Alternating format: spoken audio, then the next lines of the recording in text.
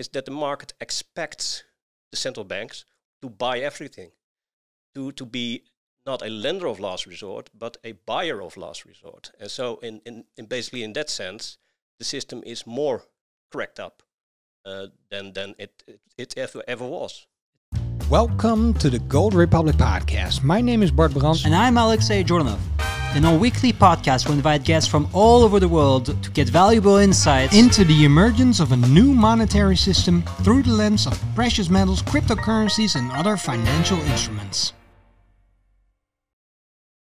Welcome to a new episode of the Gold Republic Podcast. Today, our guest is Sander Boon. Sander, can you introduce yourself? My name is Sander Boon. I'm a political scientist. I study the monetary system for 20 years now in relation to government spending. I was always curious how governments can finance themselves and how they use banks, central banks, and now the shadow banking system to finance itself. I wrote a book about it in 2012, The Money Bubble. It's the history of financial markets of the last 150 years and the cause of the credit crisis in 2008.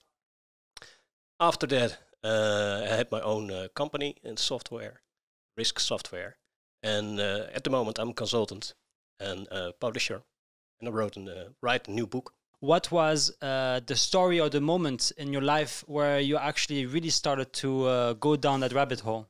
I worked in The Hague here in the Netherlands, and I saw how the political system functioned or malfunctioned, and how easy it was for politicians to spend money and not wisely. So, and then a friend of mine pointed me to the monetary system. And I'm a political scientist, so in my education I got very few economics or monetary economics. And then when I began to study it, I could click it on each other.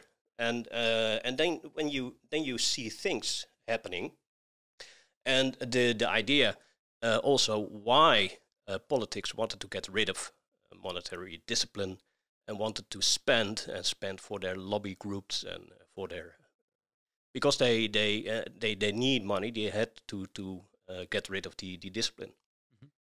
So, yeah, and that's really interesting because governments see money and use money very differently than you and I do, or organizations do. Can you elaborate on how governments see and use money? And you preference that by saying that they use it wrong. I always like to say that they are very good in spending other people's money.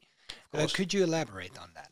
Well, if you look, we have a society with economics, sociologists, political scientists, and we basically work in silos, and we have our own field of expertise.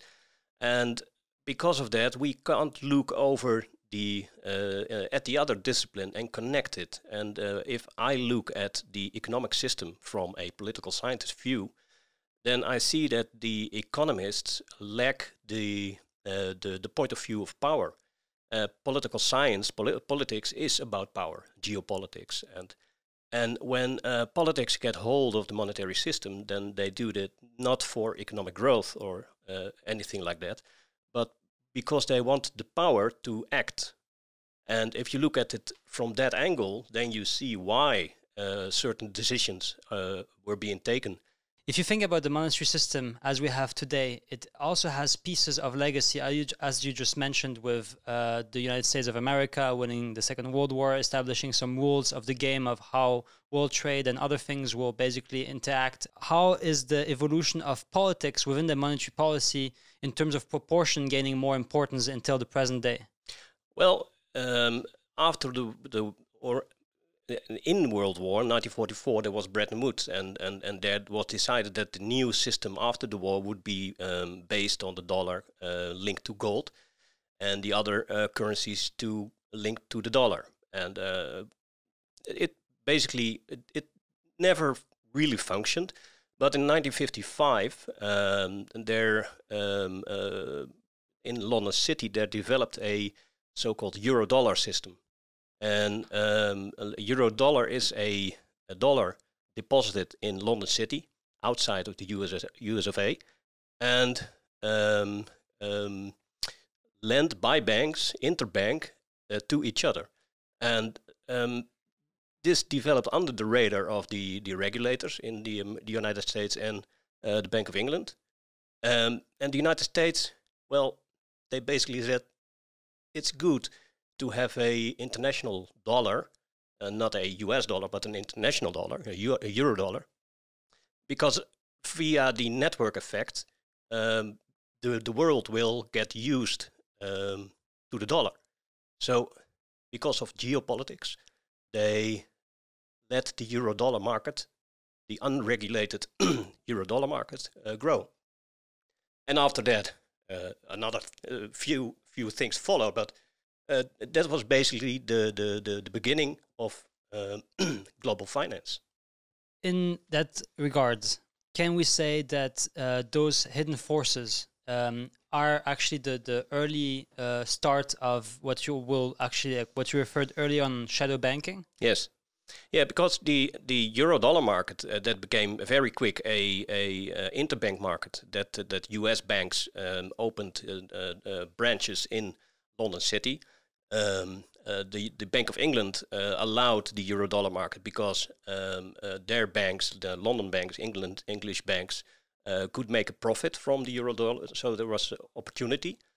And basically, in global finance, it grew and it grew, and the monetary aggregates grew, and central banks looked at it and said, well, we cannot regulate it anymore, so maybe we have to deregulate it. Why not? It's basically very difficult to regulate an offshore market, because then you have to work together with everyone. Yeah, I heard you say something about in something that I studied before this talk, that Greenspan famously said that there is no form of regulation possible of all these new money streams or currency streams, so we just have to not regulate it or accept that we cannot regulate them. Yeah, he called it in I think in 2000 the proliferation of products. The euro-dollar market, the offshore market, was so lucrative from the financial perspective, and also petrodollars were recycled. The dollars that the oil exporting countries earned with their oil. The communist Russia put their dollars in London in offshore. So it grew very big, and the innovation was also extraordinary, because making money with money is very attractive. So basically, it was not possible at some time to get hold of it. Yeah. When we say making money with money, what do you mean with making money with money, and what form of money are we talking about? Yeah, well, it's basic. The euro-dollar system is not a system of paper money. It are ledgers on the bank balance sheet. You can create dollars. You can loan them out. You can speculate. You can use derivatives, and there are all kinds of things you can make money with. And one of the most important things the last 30 years is making money through collateral, use of collateral. And with collateral, I mean government bonds or corporate bonds. You can use them for funding your assets.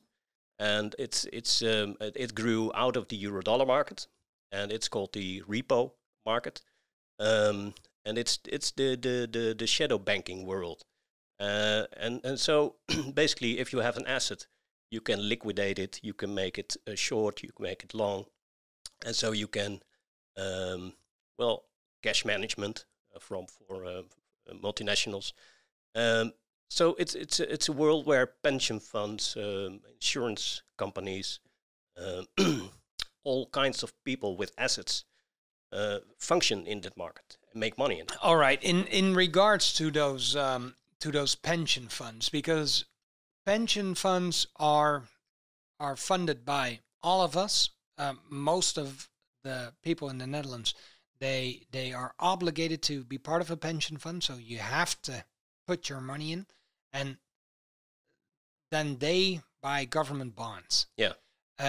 Which actually is a loan or is guaranteed by the same person that is actually funding it. Can you perhaps, because I know you part of an organization that did risk assessment software creation for, I think, pension funds as well. Yes. Could you elaborate on how that system works, and is it maybe part of that power struggle that you were talking about earlier? In the 1970s, we had stagflation, a very high inflation, and it was really a problem for many countries. And then came the Big Bang, deregulation of capital markets. And that was the time that the financial market, in fact, it was Salomon Brothers, I think, in 1992. They started using government bonds of the United States as collateral for funding their loans, and also for funding loans of other parties, financial actors in the system.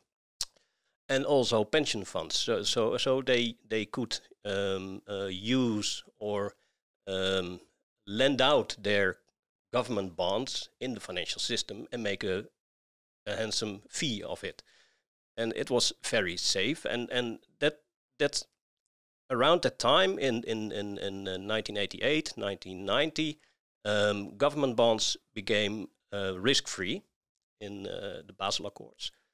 And from that moment on, the government bond is really the core of our system.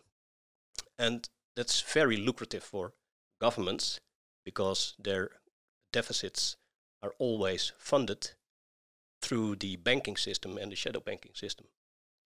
And what effect does that have on, for example, the promise of a pension or the promise of a pension fund? Because I'm not sure about what the figure is right now, but something between 15 and 20 trillion dollars worth of bonds are now negative rate yielding. That surely must have some consequences for the pension funds that are now investing, and that we are all obligated into investing in. Yeah, well, the government bond, because it's the core of our system, it has to be how you call it, guaranteed by the taxpayer, but also by the central bank buying the bonds via QE, quantitative easing, because when there is something wrong with the government bond, the guarantee, then the system melts up or melts down. And that's exactly what we saw last March in the financial quagmire through COVID lockdowns. The American Treasury bond acted very strangely, and at that point could not be used in the shadow banking system as collateral. So there was a very weird thing. So the American Central Bank had to step in big, very big, after a few announcements that were not enough. They had to say, we guarantee everything, we buy everything to get the volatility out of the government bond, because it's a guarantee, and it can be, it must be used in the system to get the system running. If it's volatile or depreciating very fast, or the interest rates are very fast up, then it can't be used anymore and the system melts up. So it's really a really big problem in our system. And now that the interest rates are very low, and maybe in the US in the coming months negative, the short rates, we have to see how the system functions with negative rates, and it has never been done. What impact will negative interest rates policies of government bonds have on, for example, our pensions? Yeah, well, we are not as rich as we thought we were. So I think the money the people who saved, they can't get as much out of it as they think they can. But negative rates are, well, one of the reasons why rates are negative in Germany, in the Netherlands, is because the financial system, the shadow banking system, is using the government bonds as collateral, and it's the most safe collateral in the system. It's like gold. So when the system is getting shaky, or the financial actors are negative about the future, they run to the best collateral there is, and then the rates turn negative. And I think that's what we see, and a lot of people don't notice the negative rates are not because there is so much money and we have to save. It's basically more of a insecurity, core insecurity in the system. And the longer the rates stay negative, the system is eating itself up because banks can't make money. The insurance companies have a problem. Also pension funds have a problem.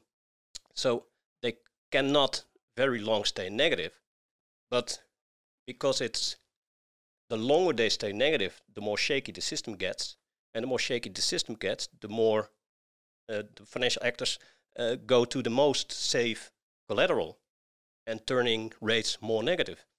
It's really funny because the immediate response of the Dutch government, all the way up to Mario Draghi of the ECB, was we need to reinforce the system and make it more stable. When we look at the policy changes that they made the last, let's say, 10 to 12 years, would you say the system has become more stable, or is it even more fragile, and are there even more ways to essentially bankrupt the whole world? I really think that the regulators, they didn't look at the system that grew under their eyes, the euro-dollar system and the shadow banking system in the 90s and up to the credit crisis. And when the credit crisis occurred, they really didn't know how the system really functioned. If you read the notes of the meetings of central bankers then, that come after 5 years, they publish it, then you see that many of the central bankers of the United States, the most important dollar central bank, really didn't have a clue of what really was happening. And for instance, when you see at I think it's 9th of August in 2007, that was the beginning of the credit crisis, you see the LIBOR rate in London City, euro-dollar rate, you see going up very fast, and you see the federal funds rate, the rate of the United States Central Bank, going down very fast. And that's because there was a decoupling of the dollar system. You had the international dollar and the United States dollar. And central bankers didn't have a clue. Also, the collateral aspect and the way collateral was used, government bonds were used. They saw it, but they didn't have, I think, a good idea of how very important the collateral aspect was at that very moment. So when Draghi in 2012 said we will do whatever it takes to preserve the euro, what he really did was assure the bond market that Italian bonds and Spanish bonds were treated equal by the ECB as German bonds.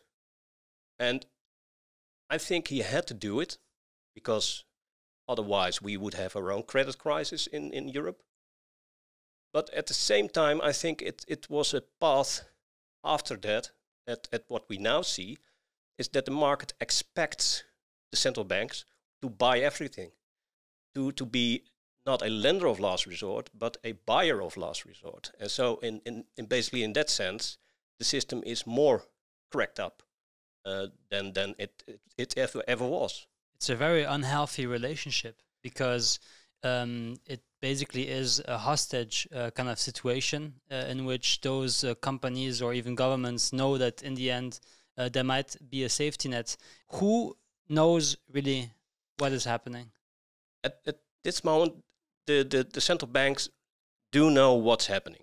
They know. Because after the credit crisis, they set up organizations to study the shadow banking world. Only the credit crisis forced them to look at the system they have to regulate or have to keep an eye on. And only 3 years after the credit crisis, they really got a good look at what was happening. So they are doing that now. But it's really a system that is guaranteed by the taxpayer. We have been told that there won't be bailouts anymore, but the problem is that the system is so big that we have to guarantee it because otherwise it melts down. So the central bankers have to basically lie to the people about what their role is, what their function is, what their actions are, and why they do it, because they are keeping a system alive that basically it shouldn't exist in theory. In theory, but also in practice, because it's one big moral hazard. Because you mix basically what, if I understood you well, central banks, which are supposed to be from a market perspective independent from governments, just as governments are in our democracies independent from the like, and they are basically independent from other things, to basically avoid conflict of interest. Yes. And it's now, if I understood it well, we have a trend where those two main entities that have the most influence on our markets are converging into a relationship, if they want it or not, of having to basically collide. Yes. And the Bank for International Settlements in Basel, Switzerland, calls it expectations dominance. You have fiscal dominance, financial dominance, and expectations dominance. And fiscal dominance is that central banks have to finance governments. Financial dominance is if the financial system is so shaky that the central bank has to act as buyer of last resort, which we saw in 2008 and again last March. And expectations dominance is the point at which the central bank is being forced by the public, by politics, by finance, to get all the positions on their balance sheet to save the world. And that's basically the moral hazard that's now in the system. And it's a hostage-like situation. We cannot get out of it. And now you see politicians waking up and say, well, in the past, we could get our government bonds financed by the financial system, but we had to have some sense of discipline and being fiscal conservative, kind of, because the markets do have to take our government bonds. But now, basically, the central banks are financing governments, and the politicians are looking at it and say, well, fine, now we can get climate action and also all financed by the central bank. It wouldn't be useful maybe to go back into history. I think history is, in that sense, what a lab is to a scientist, but for an economist or any other person that would like to understand society. How did central banks emerge, and what were the core functions at the very beginning? And maybe we can just take the European and the United States as first examples to understand that. Yeah, well, first we had the Wisselbank in the Netherlands, 1613, I think it was created. Yeah, and it stood at the core of the Golden Age. In we got sound money in that age, in that century. But the Wissel Bank wasn't a credit bank. It was only a bank to exchange. Yeah, the exchange and the integrity of the money system to get it act together, and that's in that way. The economy grew because there was much confidence in money. At the end of the timeline of the Wissel Bank, there was the VOC, the Verenigd Oost-Indische Compagnie. They needed money and they got credit from the Wissel Bank. And also the city of Amsterdam got credit from the Wissel Bank. And that was the point that people who had shares in the Wissel Bank got their money out. So in, I think, 1790 or so, the bank marginalized and eventually it went belly up in 1810 or 11. After that we got the Nederlandse Bank, dus the follow-up. And that was a bank not really looking after the integrity of the money system, but also in a way financing the government with government bonds on their balance sheet. And that was a first look at for politicians or bureaucracies to see that a central bank could be functional in getting more spending out of your taxpayers, because the central bank worked along with you. So the central bank was set up as a financing some of the government functions in the beginning. The mandate of central banks, I believe, is composed of two things: keeping inflation under control and making sure there is a form of price stability. Yeah.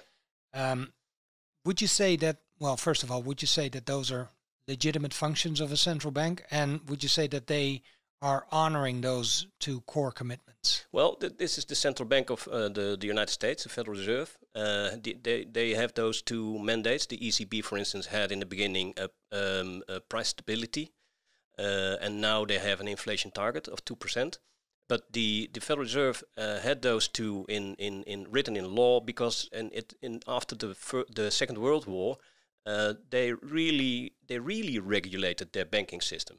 They distrusted their banking system because of the Great Depression and the Wall Street crash in 1929, and after that the banking crisis. So after the Second World War, banks were regulated by the central bank, and they could via their regulation could influence the credit creation in the United States itself. So I think looking at that configuration, it is understandable that those two were written in law.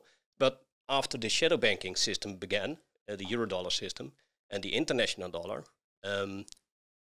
those two mandates were obsolete, I think, because it was the international dollar system that created the credit. So the credit creation and it was out of the central bank's hand. So we call them central banks, but they're not central in the system anymore. So what are they? Well, buyers of last resort, the moral hazard. Oh wow! So it's a junkyard. Yeah, basically, yeah. They have to buy it, because if they don't, and if look at what the Federal Reserve did with corporate bonds. They bought junk bonds via BlackRock, and corporate bonds and ETFs, and because they were volatile too, and that was very unhealthy for the system. So the system went almost belly up. So they had to intervene and had to buy, and markets notice. So just bottom line about that topic, who's profiting from all of that? The financial system and the government bureaucracy, because they get the bailouts, and the bureaucracy gets the money to spend.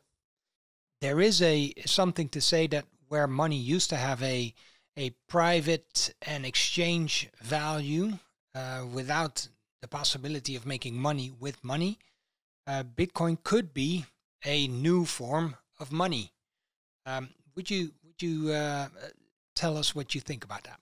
What you see in Bitcoin and the crypto economy, it's basically a new money, a private money economy. It's a bit like after the Middle Ages in Europe, in Venice and Amsterdam, there was a money market, growing money market, private money market, and only after 1648, with the institution of the nation state, governments and the money system fused till we got now government guaranteed money and so forth. Sorry, just to interrupt you in one small thing. Would you say that these private money markets added to the wealth that was created during the golden century, for example, in the Netherlands? Absolutely. Because after the development of the money market, the trade grew, and trade grew over long distances. And it was all possible with the form of money, with wisselbrieven, all kinds of new innovations to get finance and credit and money flowing. And because it was private, people trusted it. There was no need for regulation because everybody profited of it. And basically the euro-dollar system in 1955 is also a private money initiative. And the private offshore system is a private money system, and also there governments used it and abused it, and now we are at the point that technology is a new technology because of the computer power and the chips and all. It's possible to get new technology and a new private initiative because. And I think it's very needed because the government system, the moral hazard system, needs a break. So are we entering a phase of the emergence of not just Bitcoin through the emergence of Bitcoin, of course, it's like the trailblazer, but in general, the emergence of a whole full-on ecosystem of private money? Because the money that we have so far is actually, it's just legal tender money, fiat money is public money in one way or another. And when we see that the convergence of central banks and government is actually being more and more similar, then you can really say it's public. What is the potential and the balancing and maybe the upcoming clash of public versus private money? Yeah, it's very, very interesting to see how governments will act in this. Because last week I saw that India is going to get Bitcoin. How you call it? To ban it. For instance, Zug, a canton in Switzerland, is getting their citizens pay their taxes in Bitcoin. So that's the other way around. And you will also see Elon Musk is buying Bitcoin, and after him now it's kind of the millennials say, well, if Elon is buying it, then well we can also. And a lot of CFOs are now tempted to also get in Bitcoin. So it's really governments. I think you see it. Governments are reacting. Central banks are reacting in the form of a central bank digital currency. They want to implement it and very fast. Canada, for instance, wants their central bank digital currency in 2 years.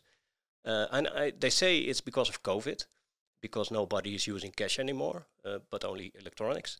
But I really think they see the danger of the private money system in the crypto economy, Bitcoin, around Bitcoin.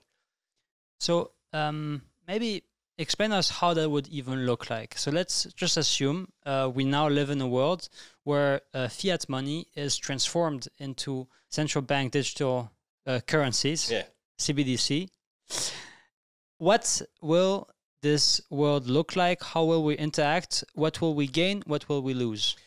If we are forced in a ecosystem of central bank digital money, then the ECB also already has noted that they will implement negative interest rates for consumers, for savers.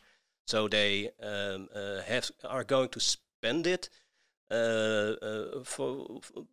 because if they don't, they lose money. So they are forcing people to spend to get the economy going. So it's really it's not really conservative.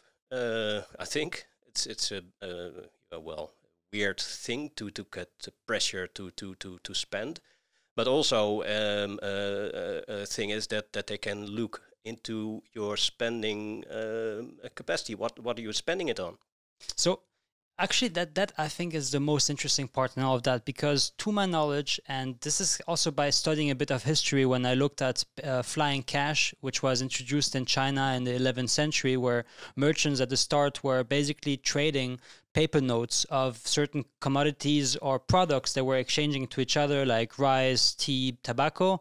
And later on in the second stage, once basically everyone issued their private money on those paper notes, and your reputation would actually give the value into honoring basically the redeemable of that paper note to other merchants. And in the second stage, what happened is that you had the emperor at that time that saw this happening, and they lost basically control over that private economy that they could not influence. So they installed like commissionaries into a certain, the biggest merchants are basically banks, to say, at that time. But then they noticed, well, if they can do it, then actually we should take control over that. So then they had their own administrations that issued those paper notes.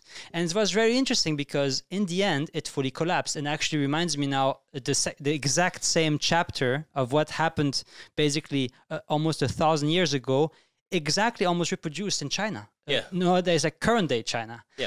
So of course, history rhymes. What it then told me, and that was my own kind of like aha moment, is that in order to control money, you need to control everything. Yes. And so what you just alluded to is that by controlling and having a central basically point of view on how people spend, and basically not giving them the luxury of basically deferring spending throughout time and having a real-time constant machine that constantly flows and has no hiccups, it basically is a constant thing that you can predict and model, we will be able to maybe kill inflation, or kill basically certain things that so far were not really easy to predict, because we didn't have the data and the information of how people's behavior basically accordingly shifted depending on certain environments. So by cornering consumers into one direction, central banks might then, in that sense, actually fulfill their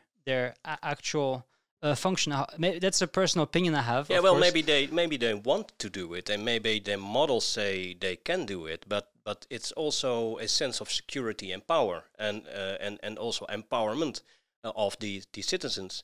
Because if citizens are really being cornered in a system of there is no alternative, then a lot of people get itchy and say, well, I have to get out, and then they find things to get out. And then you get the black economy, because people don't want to live in such a controlled system. It's well, exactly. So what my question would be, because we see the example of the flying money, it totally collapsed. Don't ever think that central bank or policymakers or powerful people will learn from history and not repeat the same mistakes, because they do. So they're doing it again. Yeah. But what will, because they're doing it again, but more sophisticated. So what is a possible outcome? If I look at the central bank digital currency, then they might be too late. If you look at how the crypto economy is growing, I think the crypto economy is like 1992 of the internet. I think that really smart people in the money markets are looking at the system and how the central banks, through their moral hazard, nationalized the money markets, and that the risk-reward the real capitalistic idea is taken out of the system. So they know what the end point is. And I think they are going to bail out themselves and say, well, I'm going to go to the crypto economy because that's a private system and there are capitalistic ideas and incentives. And there I can make money on an honest way. And if I'm going to stuck in this central bank system, then I'm going to lose. It also brings on, I think, we touched upon now like private money, public money, but when you look at also just the interplay of geopolitics as a whole, because we talked about now the system, but now we might also have a closer look at the players. You really scrutinize, and that's also your background as a politicologue. You look at how those power structures happen around the world.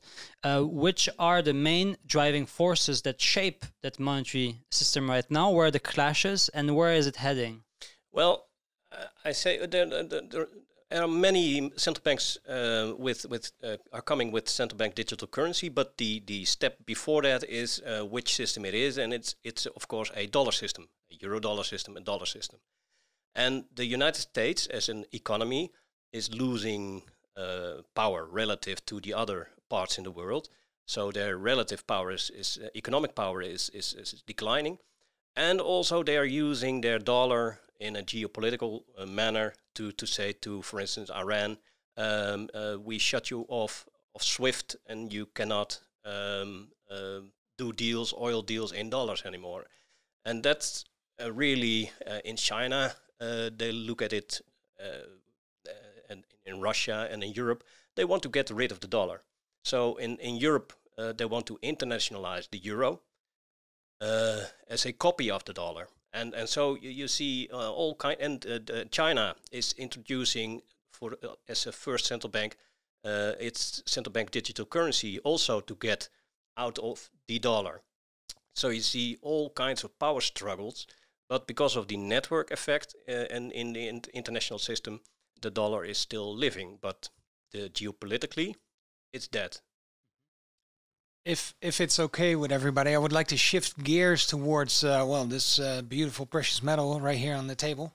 It's silver, and because something's going on with silver, and I talk about it a lot in our weekly program Goudkoorts, and I have a feeling, and I explain that feeling in the new episode that will air last Friday.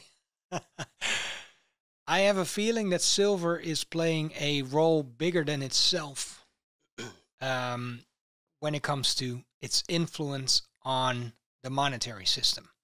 And I would like to have your take on if you feel the same way, or maybe I can just ask you, what do you feel is going on with the manipulation of silver and also perhaps the grassroots retaking of silver as the people's money?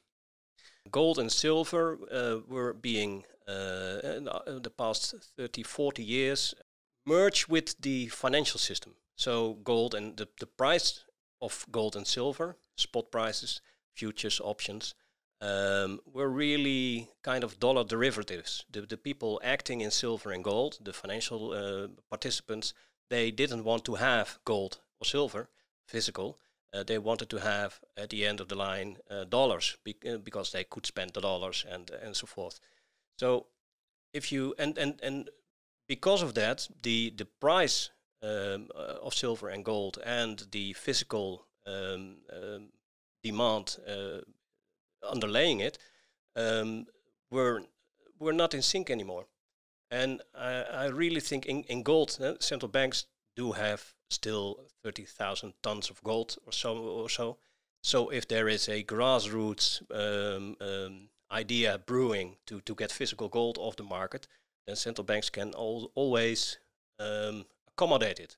A bit like the London gold pool in the 1960s. They acted together for eight or 9 years to get the fiscal demand in check. And I don't think it's possible with silver, because central banks don't have silver in their and they cannot get their hand on it either. So if now the demand for physical silver is emerging, then it's really hard to handle it. And in that way, it can be a new canary in the coal mine that all is not well. All right, silver as an indicator of, well, perhaps a systematic breakdown of the monetary system. Would you say that is fair, like I just formulated it? They can always change the rules, like they did in 1980 with the Hunt brothers. You have to have more margin and so forth. So silver could be a purely paper-based pricing and just be very scarce in the physical plane. But it wouldn't show up in your daily paper. So I don't think it would immediately lead to the meltdown of the system. I really think that would be a government bond accident that would melt it. What are, let's say, the assets or the things that you believe will perform well under moments of uncertainties in the coming years, or if we talk about sovereign debt crisis? In Germany, you have the Vlucht in die Sachwerte, real assets, physical gold, physical silver, land, art, energy shares, food, water, those kind of things. Maybe property in neighborhoods, and think if we have to organize things for ourselves because the government isn't capable anymore. Are we now witnessing a phase in which we will see more inflation or more deflation? The point is that the financial system is very much insured against deflation. The system is thinking that deflation or deflationary idea since 2009. So everyone is sitting in one spot. So an inflationary mindset, if it occurs, then the whole system is on the wrong foot. So that could be very destabilizing. So it very well could be that, for instance, Bitcoin, if it's going to move higher very, very fast, it could create a inflationary psychology. And then a new dynamic is going to enter the scene. But in the whole idea of deflation versus inflation, if you look at it from another angle, if you look at deflation, then people have trust in their government money, and people run to that government money and hoard it. And they don't spend and invest because they hoard the government money, the cash.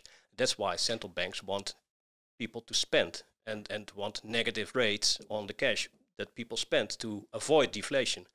But if central banks are destroying their own money, their own cash, through quantitative easing or buying up everything in the world, including all bad debts, then the balance of the central bank is going to hurt, and then people are going to lose trust in their cash.